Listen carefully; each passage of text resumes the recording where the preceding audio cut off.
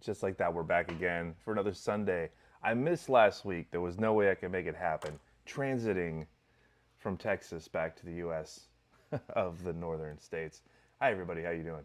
It's early, and the reason for that today, typically I'll go live 10 o'clock, maybe a little later on a Sunday, but I got to go catch another flight to another part of the country in a couple of hours. So I still wanted to do the Sunday stream, and I want to accommodate people that are early risers on a Sunday before you head off to the bread factory, wherever it is that you work.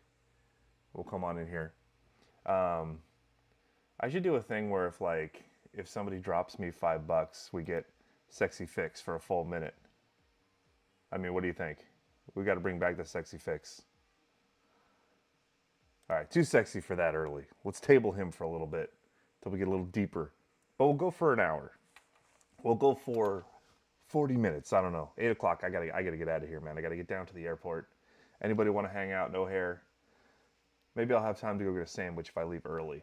There's a Potbelly Subs right by Orchard Field, better known as O'Hare Airport International. We got a quick 2.5-hour flight to some part of the country. See if you guys can guess. It's a U.S. state. It's going to be fun. Where's there a Twinkie factory? Or is that where you're working at, Charles? Charles, you still have my sunglasses? That was the funniest, creepiest thing when that happened. But we're talking pinball. Got my new Dawn swag on. If you need a shirt, let me know. I'm sending these out. I got one going out today to a winner from, I think, Bug's live stream and scream from this week. Why am I giving away prizes for somebody else's live stream? Because I'm a giver. That's why. Oh, man. So, I was going to settle in. Fuck, dude. I was listening to a ton of content over the last week. A lot about Star Wars. Not Florida. Opposite. As far away from Florida as you can get, probably. If you were to go north. I was listening to a lot of content. And even Paris Pinball Addict. My homie speaks French because he lives in France. I watch all his stuff. He does really cool live streams. Helps me learn French. He's like calling it for what it is, man. This layout is generic. And if you swap out the Pez head dispensers with anything else, freaking Ricky Bobby, freaking Cereal Monsters, you know, there's nothing that screams Star Wars about the layout. And I don't know necessarily if there was anything in Rush that screamed Rush layout-wise. You know, there wasn't like a real Rush mechanism. Like, you shot into the Lord of the Rings time machine, whatever. That could have been a washing machine. That would have been pretty Rush. You know, Rush would have like stacks of washing machines and dryers behind him. Cool story behind that. And it was because their guitar player had like these huge stacks of speakers and amplifiers behind him, or amplified speaker stacks. And Geddy didn't have anything behind him, so he started putting washer dryers on stage. Just stupid. So, I mean, that could have been fun. But is there anything in board games? I guess Kiss had a giant Gene Simmons mouth that screamed Kiss, right? But what do we have that screams Star Wars? Besides the toys that are in it, I guess. Besides the Death Star that's in it. I guess that's a mechanism that screams Star Wars. But layout-wise, really nothing layout-wise. You know, Jaws had the Jaws shark fin, the wave ramp, all those shots into the reels. Up on the upper playfield was the Orca. I mean, that's screaming Jaws. Godzilla has a huge building. All those ramps, the jump ramp to the Mecha Godzilla. Like, there's Godzilla all over there. What else did I just have here? King Kong, right? King Kong was very Kong. Biplane ramp and all that. Like, the same square footage that brought us Kong with a biplane ramp, a screaming gorilla, a flippable tram car that physically locks balls, the banana scoop and that jump ramp, the other Vuck. What do we have? Like the cross the chasm shot back and forth between the left upper flipper and the right upper flipper, right? All of that. The spider, stripper pole spider. like screaming. In the same square footage, we got Kong, we got a fan layout of 8 generic shots, a couple of Pez dispensers. This looks like a like next generation home machine. Like if this layout would have came out and it would have been the Star Wars Home Edition at Costco right now, I'd be like, oh, it looks like a pretty good home edition. There's no jump ramp in it, but it looks pretty good. And so when I saw it unveiled at Stern, I was like, it was disappointing because I had a lot of potential built into this game, right? It's Star Wars. They're revisiting it. They've heard all the feedback from the 2017 version that it wasn't magical enough or whatever. It played fast, but it was a little unfair. So maybe go with a game that shoots a little safer, but creatively integrates Star Wars, you know? Like, what if there was a Foo Fighter-esque cross-field shot, weird ball path thing that was like you jumping into the trash compactor chute, right, in the Death Star? So, I don't know. People are saying that Borg had put a lot of time and effort into Indiana Jones and it got rug pulled. And then he had to work on Metallica Remastered, had to work on Walking Dead Remastered. So the story I've heard is he had 20 minutes and they sent him in the back room. This is what you come out with in 20 minutes. Now, it would have taken me probably 20 weeks to design something like this because I'm not a pinball designer as seasoned as the Borgmeister. You know, oh, cool. Star Wars sold out. I mean, it's gonna. And, you know, people say this thing's overpriced for what it is, get a pro, whatever. I'll say this 3 years ago, before I knew the name of a pinball designer, right? Before I was friends with pinball artists, and I was just that guy in Costco looking for fun stuff, I would have saw that Star Wars Home Edition and I would have put it on my flatbed. If not immediately, I would have sat there and watched it until there was a little bit of a price drop and then I would have sniped it. Sniped it. I would have took that thing home and I would have played the hell out of it because I wouldn't have known anything about deep code. All I would have known is I'm having fun playing pinball at home. This is amazing. The screen's a little bigger. Spike 3 pie, Roseberry pie is in it. Come on. At least it's made of like real wood and stuff this time, which is cool. But right, I mean, it's Star Wars. I got one on order and I double checked with the One Up Lounge to make sure that like y'all want this, and I think it's gonna kill on location. I think it makes sense for them. I would have definitely sidestepped this release and waited. If it was just like for me, just to have this game, because it's gonna take a lot of work to, you know, put Death Star armor on it, green reflective material in the side of the armor. I'm gonna do a Death Star that's shooting up the cabinet. I think that fits better, especially for that iconic duel that's on the premium. So Death Star armor shooting up the cabinet, green laser, boom, reflective all the way up. We'll do that. I've got some Foo Fighters expression lights. I'm going to tear the graphic off of them, throw that in the cabinet. So there's expression lights. It's essentially a light bar. And then I'm going to see about getting some art blades made that look like lightsabers. So as the expression lights are going, it's a lightsaber on each side lighting up. Seems like that would make sense. Maybe the licensor didn't approve that, and that's why Stern went a different direction with it. But that's what we're doing.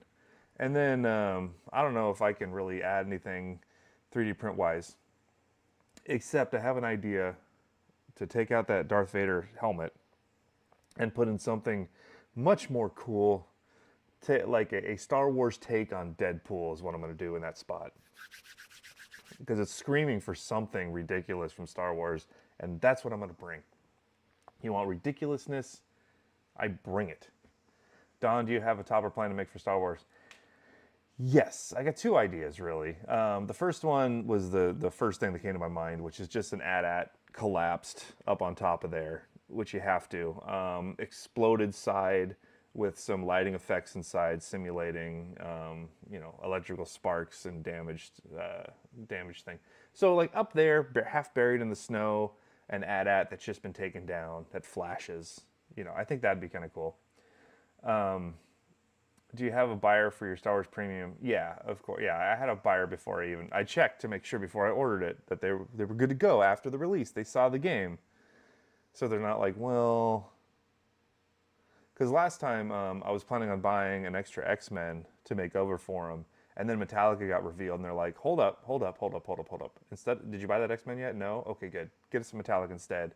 That was the right idea, man. That Metallica screamed. I got that premium, and it looked like an LE, man, when I was done with it. So that was my first thought for a topper, was just an AT-AT collapsed up on there. Otherwise, I'm thinking like just kind of a giant Death Star with like, you know, flashing green lights and stuff, and then I don't know, a couple of X-wings or something Star Wars, you know. Or I could do a take on the Stern Star Wars topper with the R2 in the bridge of the X-wing, but do it more like an actual X-wing and put a couple of droids up there. You know, like a red one and an R2. Like, so there's more, you know. Or just do like 4 droids, like Mount Rushmore. I don't know. We'll come up with something. Speaking of toppers, I forgot to mention this on the last show. I'm doing the topper contest at Expo. It's going to be fun. And Stern Pinball gloriously has donated an Iron Maiden topper. So I've got that for a winner. I've got a Kong topper for a winner.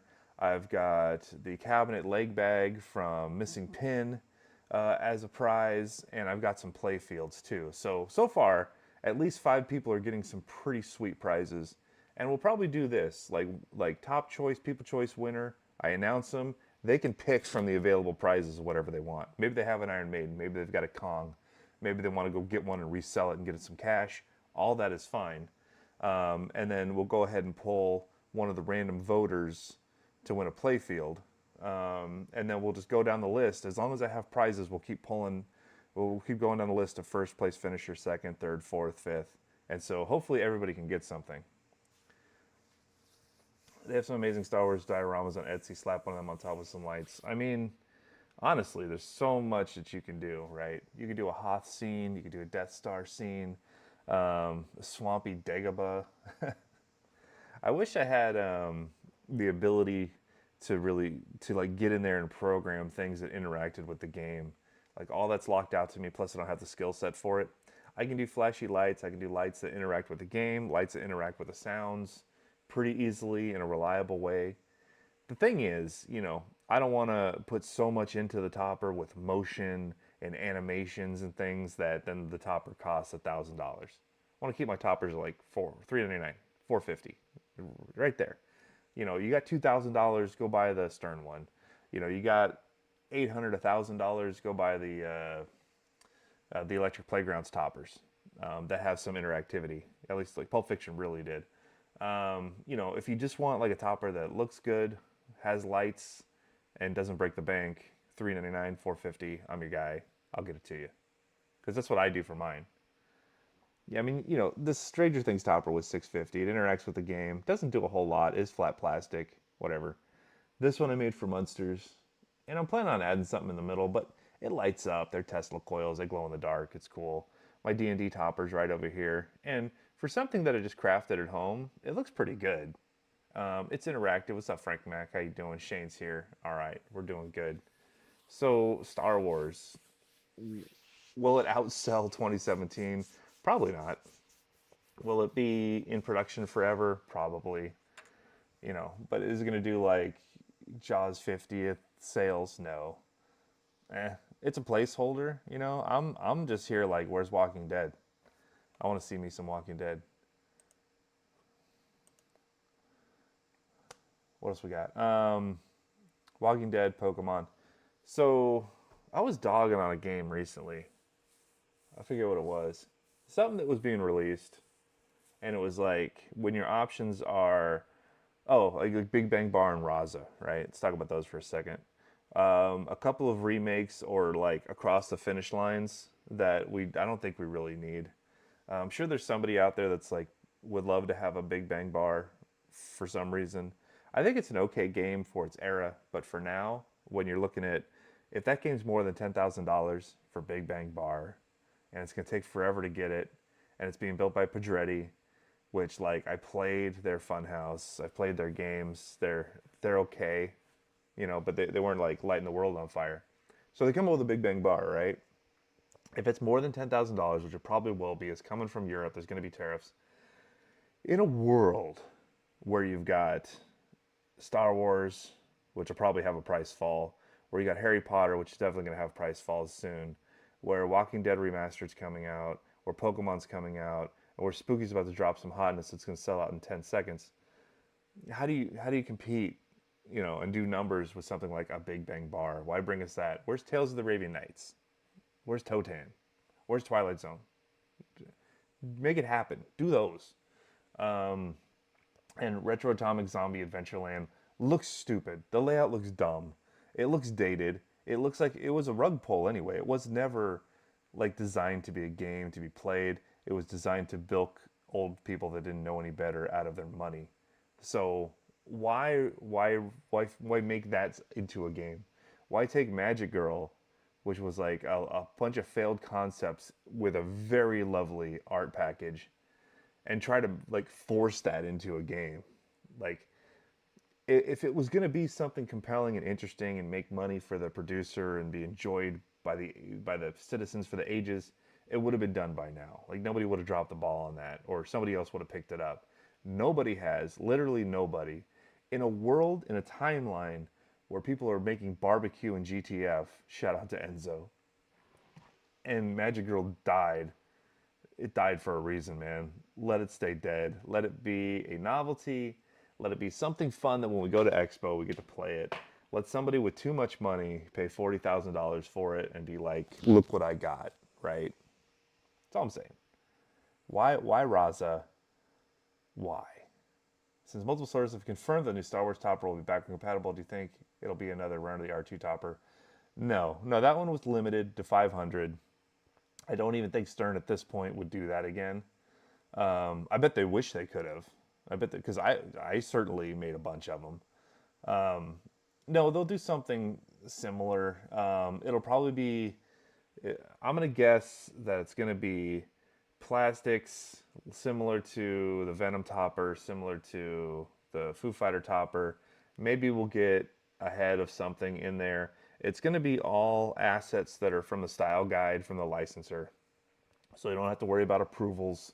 It'll be all things we've seen before. It'll be a lunchbox with an LED board. I don't think there'll be any moving elements to it. I don't think there'll be a speaker on it. I think it'll just be like some lights and things. The expression light topper that you can see partially here on my Star Wars, these work really good. So honestly, if it was just this with some plastics around it, and it was $1,250, I think that'd be fine. Do you want to come out with a $2,000 topper for Star Wars that's backward compatible? Like, if you're thinking, oh man, there's all these 2017 Star Warses out there, people will buy this topper, let's make it $2,000 and sell tons of them. But I don't think that would happen. I think if it came out and it was like $6.99 and it was plastics, I think you'd sell a ton of them. So where's the balance in there? But you'll be able to put that Star Wars back on the 2017 model. So I mean, that's fine. That's fine. I'm reworking my R2 topper to tie into the expression lights, so it'll be still kind of the same basic thing with the R2 up there, but it'll have extra lights on it. So it'll be kind of fun. Should we talk spooky, or should we talk multimorphic? Where do you guys want to choose your own adventure? Choose your own Don Venture for Sunday.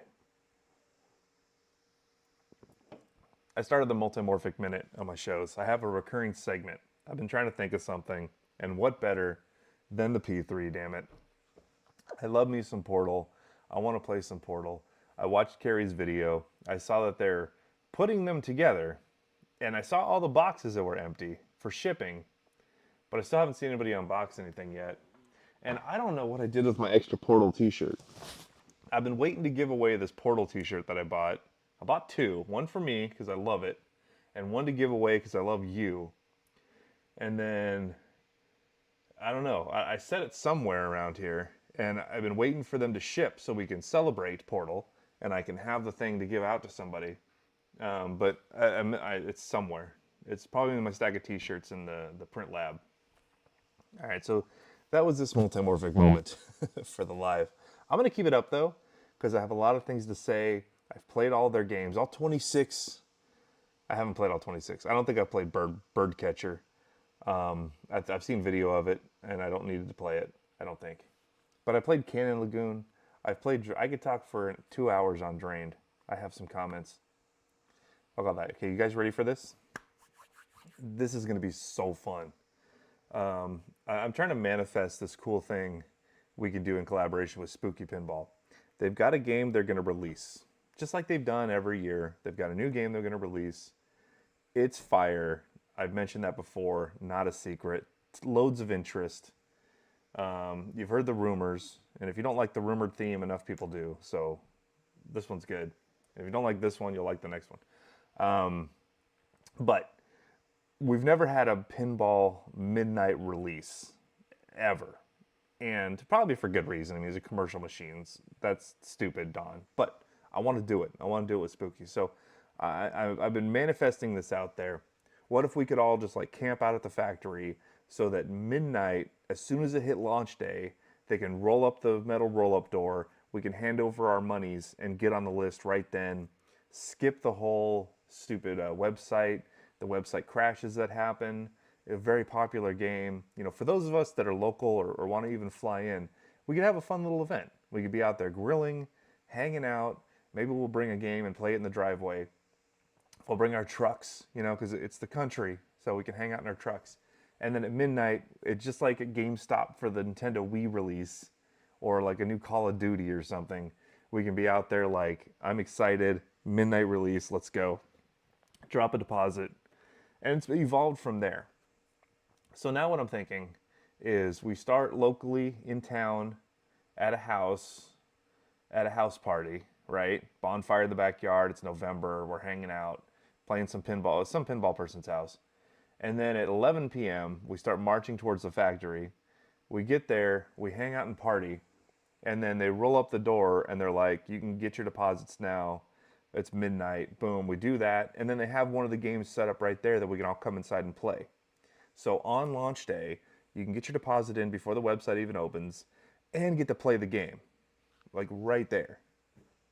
And here's the other part of this. This has been evolving.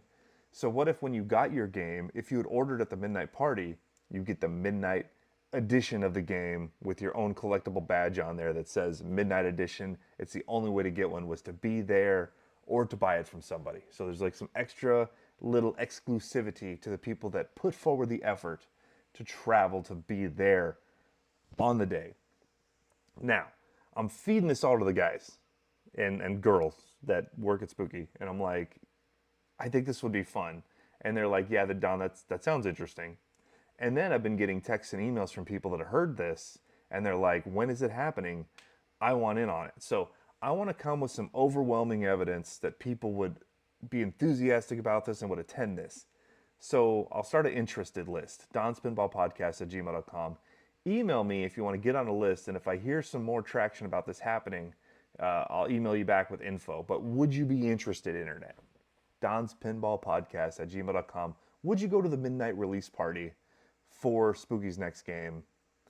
They don't have a date picked yet, but they have some penciled in. I don't want to reveal that because it's not for sure yet, and I don't want people like buying plane tickets and then we find out it's later, But if you want to know as soon as I know that it's happening, that it's on, and call off of work and get a plane ticket or drive on in, I think this could be fun. I think this could be fun.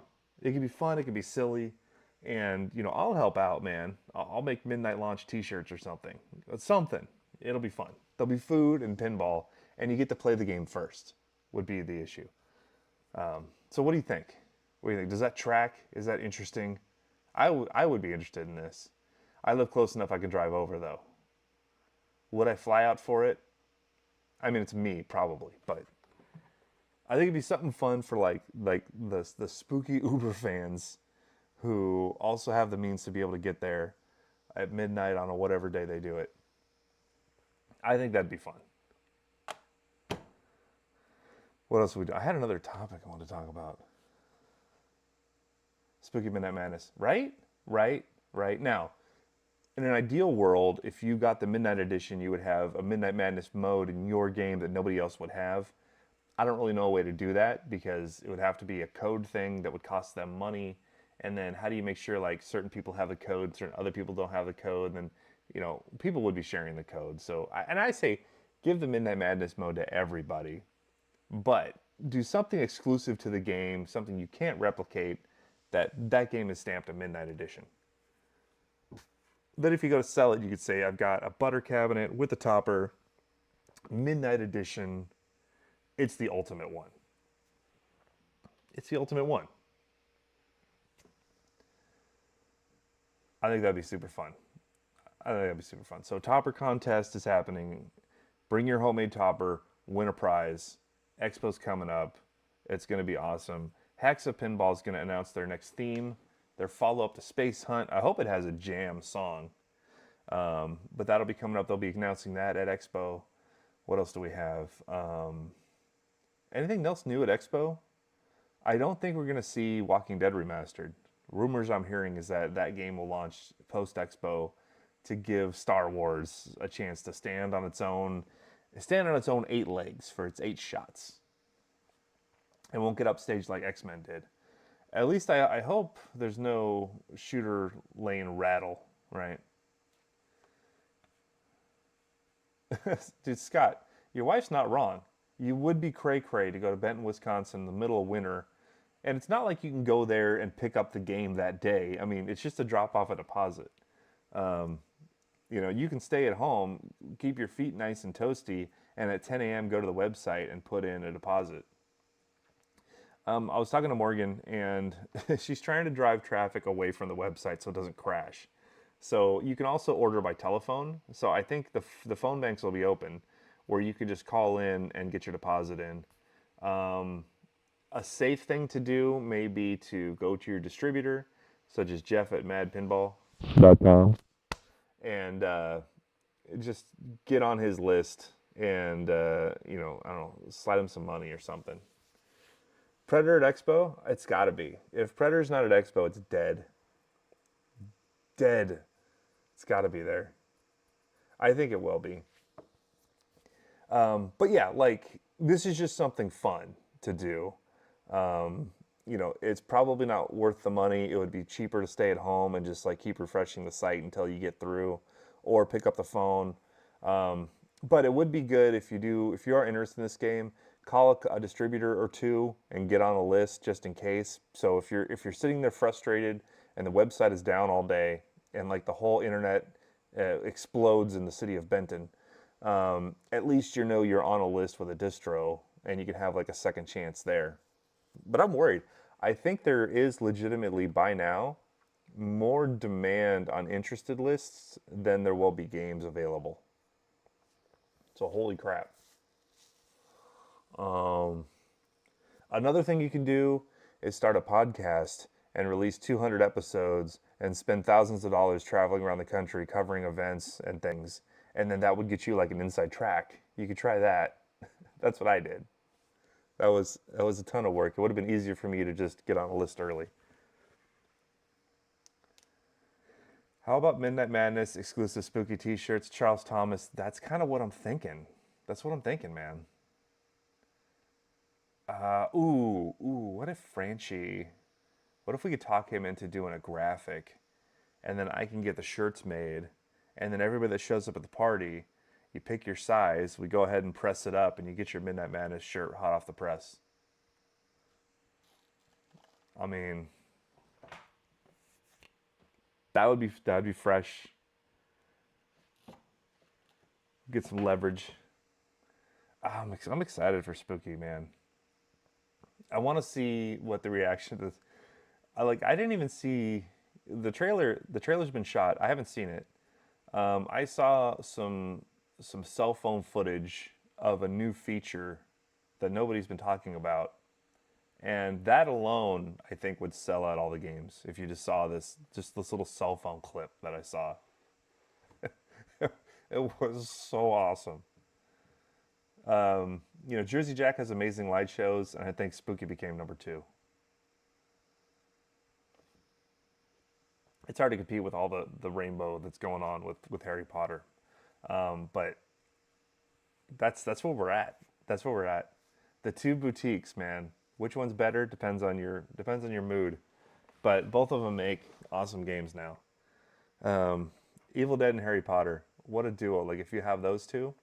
The thing is, Evil Dead is expensive. Harry Potter is going to be cheap because they're cranking them out. Beautiful game, too. I think I want a Wizard edition now. I had the Collector's edition. I did like the shooter rod. I like the gold wire forms. The Quidditch pitch horseshoe wire form with those little mini balls in it is not gold on the CE, though. But on the trailer for the CE, it was. So I thought somebody made a mistake on my game when I got it.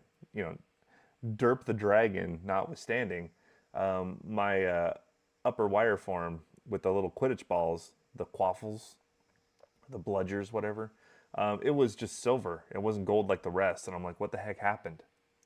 So it turns out that golding process affects the wire form's ability to transmit electricity. And so when you hit the post and the ball goes back, the ball closes a switch just by virtue of being metal with the current through the wire form. And that's how it registers that you made that hit. There's no leaf switch or anything back there. They would get beat to crap. So that's how they did it. And when they did it with gold, they were finding that it wasn't registering. So that's why that one wire form is silver. And if that one's going to be silver, might as well have all of them silver. If I can't have everything gold, none of it gold. And I'll just get the Wizard edition because it's got the movie graphics that I like on the cabinet and those shiny rad cows. Guys, when I had Avatar Collector's Edition with the rad cows, like I was always touching the sides there. I loved it. So I like that tactile feeling like, yes, I've got a good game. When I had Elvira Blood Red Kiss, I would do the same thing. Whenever I saw an Elvira 40th, I always wanted to run my hand up and down it because I like that nice smoothness that it had. And then when I go to Star Wars Limited Edition, it's just a decal like anything else. Where's the foil? Where's the foil? Rush had a cool foil embossed kind of thing on it. Frank Mack, Morning Charles T. That's what's up. Thanks for joining so early, you guys. I know it's early. I got to get to the airport. I got about 10 minutes, and then I need to hop off here and jump on a plane. Going to Maine today, so shout out to my Mainers. I don't know what I'm going to do out there. I mean, I know why I'm going. We'll talk about that. A little work-related thing popped up. A very exciting work-related thing. So I'm going to go do an on-site. Super fun. I always wanted to travel for business because I like airplanes, I like airports, and I was jealous of people that like their job is they get to fly around and travel all the time. If I was lucky, I flew once a year somewhere, if I was lucky. Now it's like every week I'm flying somewhere, and I'm here for it. You know, I was just down at Texas for a day. Awesome. Now I'm going to Maine for 2 days. My carbon footprint is almost as big as Taylor Swift's. I want to do another round the world flight. That was super fun. In May, I went to O'Hare Airport and just flew west until I came around the planet again. That was super fun. I want to do that again with some cool stopovers. I had stopovers in Hong Kong, in Singapore, in Delhi, and in Austria, which that's a wild trip to put those 4 locations together. And it wasn't just go to the airport and jump on another airplane. It was leave the airport, go explore the area, spend the night, get back to the airport the next day. You know, so I got to do stuff at each stop, and I want to do that again. And I'm thinking like, I want to go to Shanghai, I want to go to Vietnam, and then I want to go, I guess like Dubai or something. I haven't done the Middle East yet. Maybe Cairo. Cairo would be a fun stopover. Just, you know, run out to the pyramids, go to the Pizza Hut, take some photos, get harassed by street vendors, and then GTF out of there, right? I got my, I have a hotel for Expo, and I have a hotel for TPF already. I hope I get to go. I'm definitely going to Expo. The schedule for the first part of the year is still in flux, part of why I'm going to Maine, to get everything sorted. But I'm hoping over the next 4 weeks, everything's going to solidify, and we're going to have a whole round of announcements of cool things that are happening on Pinball Podcast. This background will be changing. A studio will be made. Dubai chocolate. I want to go to Dubai. I haven't been to Dubai yet. Saudi Arabia has that Six Flags park that I guess is open now, and they have the world's tallest, fastest roller coaster. I guess I need to go ride it. I know Saudi Arabia is problematic, but you know, is it so problematic that I want to skip out on a roller coaster for?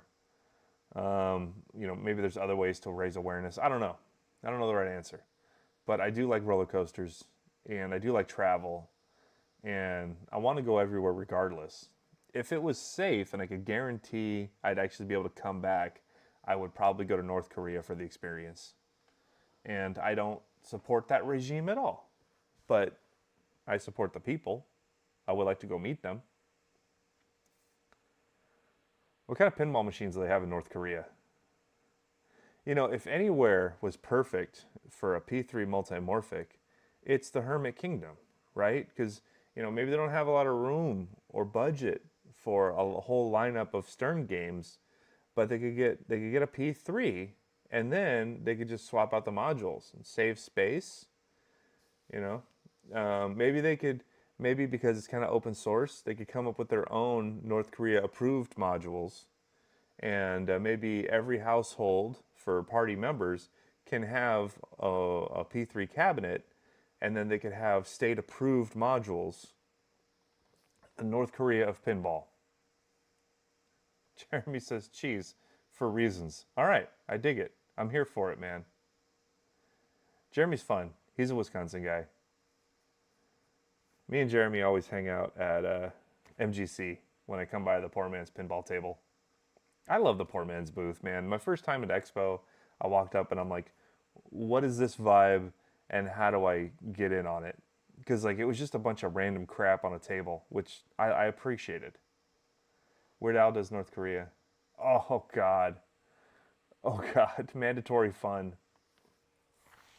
How sad was it that we got ourselves a Weird Al pinball machine and it was that?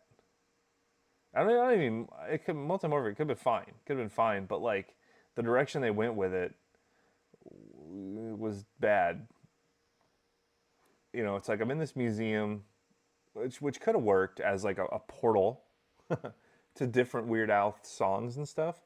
But like you start a mode and then you get into a song and then your ball drains and it's over and it's like I hate that. My daughter will be playing music and we'll kind of be listening in the background and then she'll just like mid-song change it to something else and it's like, would you stop? You know, you're playing something, whatever, let it finish, you know, or ask around, you guys mind if I change this? Because, you know, you're kind of like grooving on something and then boom, it just changes to something else. And that's what that game feels like. It's like, okay, finally, I'm in a Weird Al song, cool, Amish Paradise, I love it. And then it cuts to something else or goes back to that lobby music, which is just kind of zany.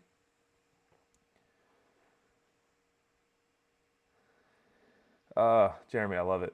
I really wanted a Pee Wee Big Adventure pinball. Me too, Charles. Me too. And so does everybody else. I know pinball companies that want to make it. I know pinball artists that want to draw it. I know pinball people that want to code it. I know pinball buyers that want to buy it. But what we don't have is a Pee Wee's Big Adventure license holder that wants to license it. Like, it's not like it's too expensive. It's like, it's just not, they're not even interested in doing that. What a way to honor the legacy. Come on. The X1. I would love me some Pee Wee's Big Adventure. Hey, let's do a little segment real quick. Whatever happened to? Whatever happened to predictability? No. Whatever happened to Ramp's road trip? Ramp's road trip fell off a cliff. We saw it at Pinball at the Beach. We're almost back to Pinball at the Beach again, and we've seen no hide or hair or mention or anything about Tilt Bob Pinball and what happened.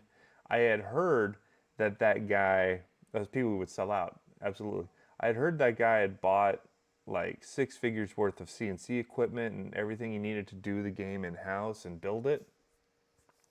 And then Ramp's Road Trip came out. I've got a translate for Ramp's Road Trip to do a giveaway at some point. But Ramp's Road Trip kind of came out, and then they got a lot of feedback. I'll try to be very constructive with them.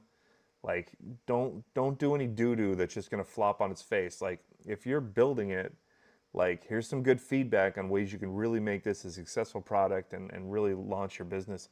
Because a new pinball company, a new boutique, has to make those 100 games and get them sold to get themselves some notoriety, experience, to level up and get some working capital for the next game. which should be a license.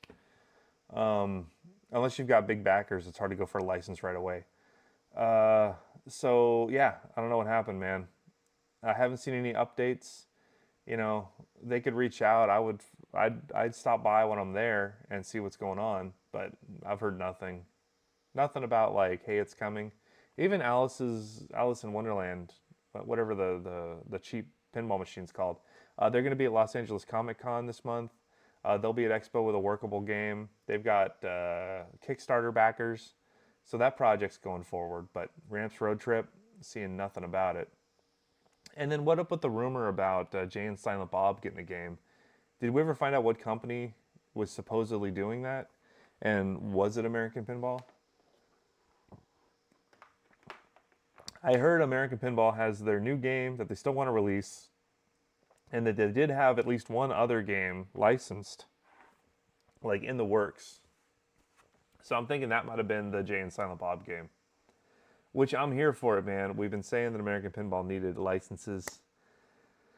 I wish they wouldn't have blundered the Masters of the Universe, because that could have been fun. So we'll see. But I think they were the ones that had the Jay and Silent Bob. And then there was one other project that was just announced. Oh, whoever this Vector Pinball is in Australia that just announced that they're doing Lost in Space. They released the art.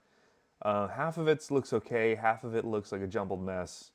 And they haven't revealed anything playfield-wise. I looked at some of their other games, though, and they're very, very odd. I don't know who these people are.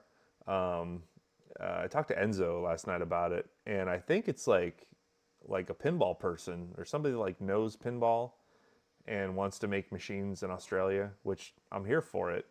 I'm even here for Lost in Space, Robbie the Robot, but I don't know if it's like an actual product or not. I want to see some more about that. I don't know, maybe at one of the Brizzy festivals. Should we get Sexy Fix in here? Sexy Fix, take us out, buddy. Give us your dance moves.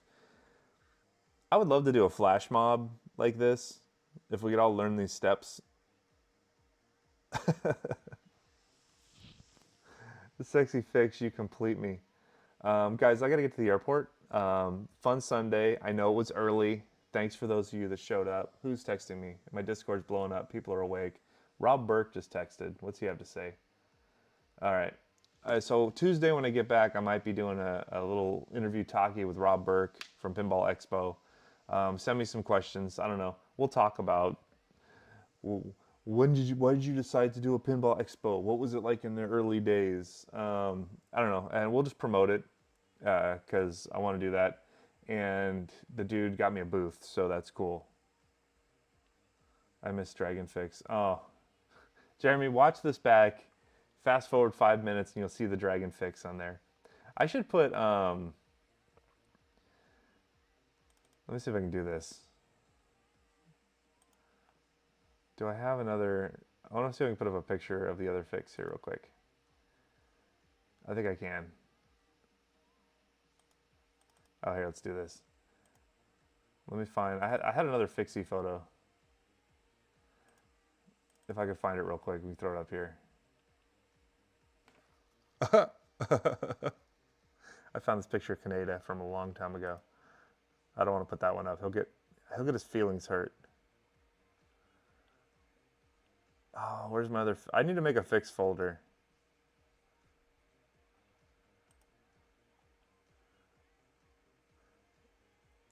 Oh man, I got a bunch of weird photos on here. All right, we'll have to do it next time.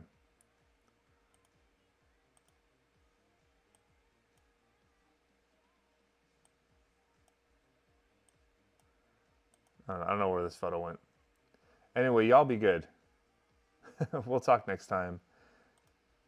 Be good. Be well.